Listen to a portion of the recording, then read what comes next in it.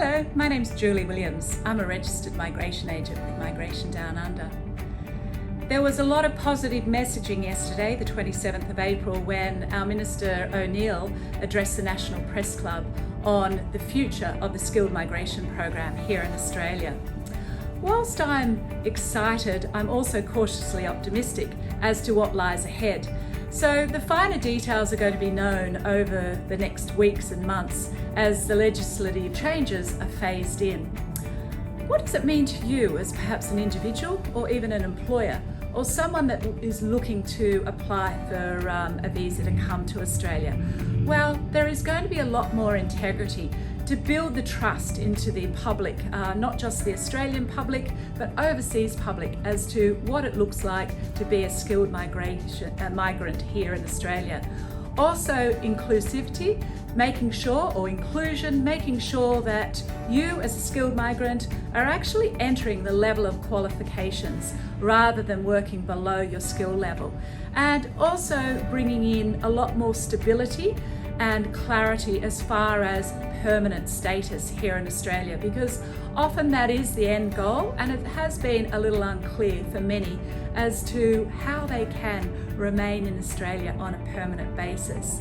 So some of the key changes that we can take away from this is removing the red tape from what there is currently with skilled migration, especially with employer sponsored, perhaps doing away with labour market testing for high-end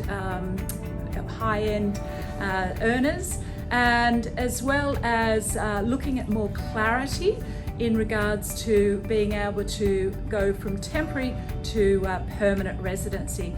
So they are going to be introducing a 3-tiered visa stream, and that's going to be for high-end and innovative visa holders.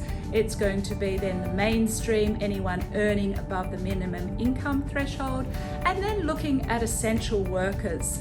And there may not always necessarily be a permanent pathway, and that is going to be advised right at the beginning so people don't have false hope in thinking they're automatically going to be granted a permanent visa once they do come to Australia. The two things that we do know that is going to be occurring pretty soon, and that's as of the 1st of July, the minimum income threshold for skilled migrants is going to increase from $53,900 to $70,000 base. And that's because it hasn't actually been increased for the last 10 years. Also, 90% of the Australian population are earning well above $53,900. So why should we be getting skilled migrants, and the emphasis there is on skilled, to be working below what 90% of the Australian population does? Because the skilled program is exactly that. It's for skilled migrants, it's for skilled occupations. So if you are skilled, you should be earning the minimum level required or to be considered as skilled. And that's going to increase from the 1st of July to $70,000. Now, also good news for those that are currently here in Australia or are applying and going to be on a visa by the end of this year on a 482.